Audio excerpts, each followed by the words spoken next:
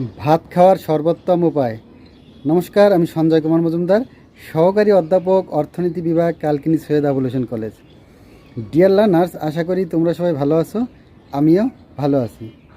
ভাত খাওয়ার সর্বোত্তম উপায় কি? উপায়ে, কোনভাবে ভাত খেলে, খাবার খেলে তোমার সেই খাবার থেকে তুমি সবচেয়ে বেশি পুষ্টি পাবে, তোমার খাবারটা ভালোভাবে হজম হবে, তোমার পেটে কোনো সমস্যা হবে না, পেটে কোনো গ্যাস হবে না।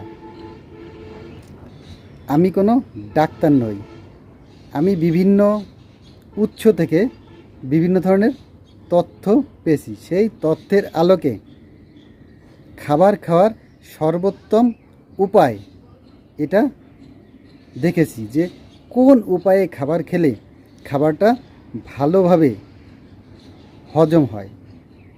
তো পড়ালেখার সঙ্গে খাবার হজমের সম্পর্কটা কি? তুমি যদি ভালোভাবে খাবার না খাও, অর্থাৎ খাবার যদি সঠিকভাবে না খাও, তাহলে তোমার পেটে বিভিন্ন সমস্যা দেখা দেবে। আমাদের বেশিরভাগ রোগ সৃষ্টি হয় এই পেট থেকে। তো তুমি যদি সঠিক উপায়ে খাবারটা গ্রহণ না করো, তাহলে এটা পেটের ভিতর যায় সঠিকভাবে হজম হয় না। আর যখনই পেটের ভিতরে সঠিকভাবে খাবারটা হজম হয় না, তখন আমাদের পেটে অনেক ধরনের সমস্যা দেখা দেয়। আর পেটে যখনই তোমার সমস্যা দেখা দেবে, তখনই তোমার ব্রেনেও সমস্যা। অর্থাৎ তোমার পেট যদি পরিষ্কার না থাকে, তোমার ব্রেনও পরিষ্কার থাকবে না। তাই তোমার এই ব্রেনকে পরিষ্কার রাখার জন্য পেটকে অবশ্যই পরিষ্কার রাখতে হবে। আর এজন্যই খাবার সর্বোত্তম যে উপায়টা আছে, এই উপায়ে তোমাকে খাবার খেতে হবে। তুমি যদি এই উপায়ে খাবার খাও, তাহলে তোমার পেটে তেমন কোনো সমস্যা হবে না, তোমার কোনো গ্যাস হবে না। আমাদের প্রত্যেকটা ফ্যামিলিতে দেখবে যে বাড়িতে 2-4 জন লোক আছে যাদের প্রত্যেকেরই গ্যাসের ওষুধ খেতে হয়। মানে এরা ধরেই নিয়েছে যে আমরা গ্যাসের ওষুধ খাবো। তো গ্যাসের ওষুধ যেহেতু তোমাকে খেতে হচ্ছে, এটা হচ্ছে কিসের জন্য? তোমার পেটে গ্যাস সৃষ্টি হচ্ছে। গ্যাস কিসের কারণে হচ্ছে? তুমি খাবারটা সঠিকভাবে খাচ্ছ না, খাবারটা সঠিকভাবে গ্রহণ করছো না, এই জন্য পেটে প্রচুর পরিমাণে গ্যাস হচ্ছে। আর এই গ্যাসের কারণেই আমাদের শরীরে অনেক রকম রোগ হয়ে থাকে। তাই তুমি যদি খাবারটা সঠিকভাবে খেতে পারো, তাহলে তোমার পেটে কোনো গ্যাস হবে না, তোমার পেটে কোনো সমস্যা থাকবে না, তোমার পেট পরিষ্কার থাকবে।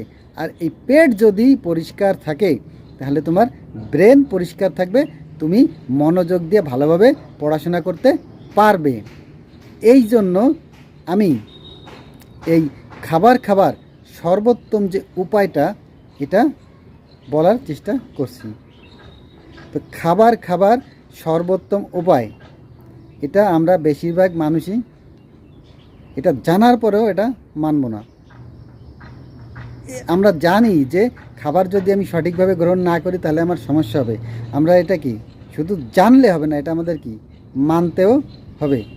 অনেকেই জানে, যে মোটা মানুষ সে কিন্তু জানে যে কিভাবে স্লিম হতে হয়।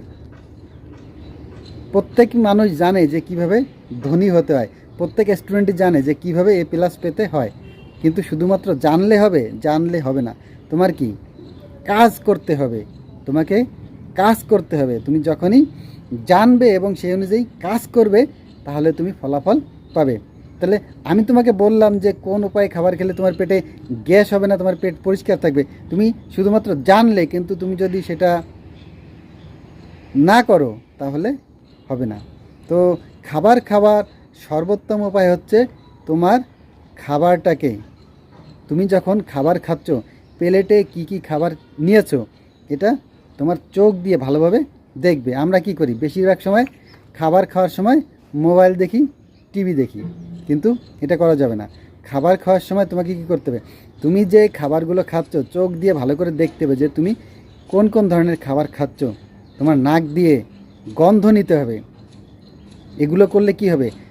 যখনই আমরা চোখ দিয়ে এরকম খাবার দেখব, নাক দিয়ে গন্ধ নিব, তখন আমাদের শরীরের ভিতরে আমরা যে খাবার গ্রহণ করব তারা তখন শরীরের বিভিন্ন যে অঙ্গ প্রত্যঙ্গগুলো আছে যারা আমাদের খাবার কি হজম করতে সাহায্য করে, তারা কি করবে, তৈরি হয়ে যাবে যে এখনই আর কিছুক্ষণের ভিতরে আমাদের শরীরে পেটে পাকস্থলিতে খাবার আসবে, আমাদের এই খাবার কি করতে হবে, হজম করতে হবে। তারা তখন কি তাদের কাজ করার জন্য তারা তৈরি হবে, প্রস্তুত হবে।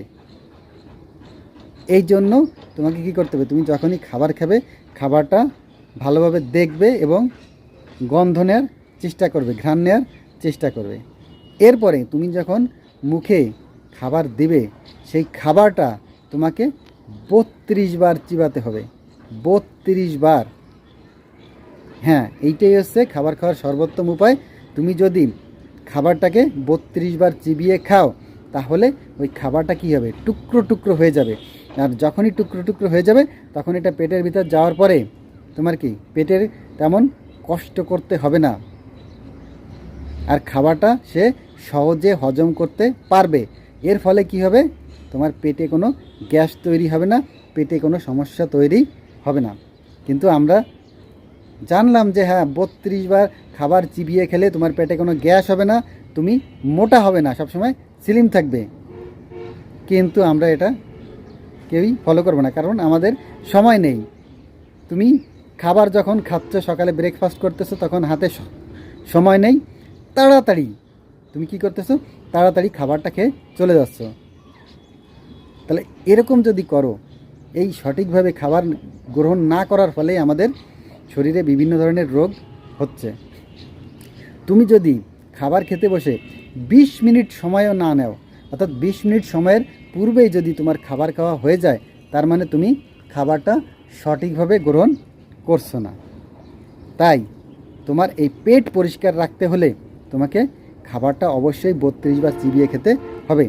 আমরা যা কিছুই করি না কিছু সব কিছুই কি এই খাওয়ার জন্যই করি, কিন্তু এই খাওয়ার সময় আমরা সময় পাই না। আমরা যখন খেতে বসি আমরা বলি আমাদের সময় নেই, কিন্তু তোমাকে এটা কি সময় নিয়ে খেতে হবে, তোমাকে এটা সময় নিয়ে খেতে হবে। তুমি যদি সময় নিয়ে এই সঠিকভাবে অর্থাৎ 32 বার চিবিয়ে খাবার খেতে পারো, আর খাবার খাওয়ার পূর্বে 40 মিনিট পূর্বে জল পান করবে, আর খাবার খাওয়ার পরে 40 থেকে 50 মিনিট পরে জল পান করবে। যদি তুমি এই নিয়মগুলো ফলো করো তাহলে দেখবে তোমার পেটে কোনো গ্যাস হবে না, তুমি সবসময় তোমার বডিটাকে স্লিম রাখতে পারবে, তুমি কখনোই মোটা হবে না, তোমার কখনোই ভুঁড়ি হবে না। তুমি যদি এই নিয়মগুলো পালন করো, শুধুমাত্র এগুলো কি কঠিন নিয়ম, এগুলো কঠিন নিয়ম না, 32 বার চিবিয়ে খাওয়া কঠিন নিয়ম না, কিন্তু আমাদের সময়ের অভাব, আমরা বলি আমাদের সময় নেই। তুমি ইচ্ছা করলেই এটা করতে পারো। তুমি যখন খেতে বসবে তোমার মুখে খাবার দিয়ে তুমি কি করবে, 32 বার চিবিয়ে খাবারটা খাবে। শুধুমাত্র এই একটা নিয়ম পালন করলেই তোমার শরীরে কোনো গ্যাস হবে না, তোমার শরীর ভালো থাকবে, পেট পরিষ্কার থাকবে, আর পেট পরিষ্কার থাকলেই তোমার ব্রেন পরিষ্কার থাকবে, তুমি মনোযোগ দিয়ে পড়ালেখা করতে পারবে। তো আমরা পরবর্তী ক্লাসে অন্য কোনো বিষয় নিয়ে আলোচনা করব। তোমরা সবাই ভালো থাকবে, পড়ালেখার সঙ্গেই থাকবে। সবাইকে ধন্যবাদ।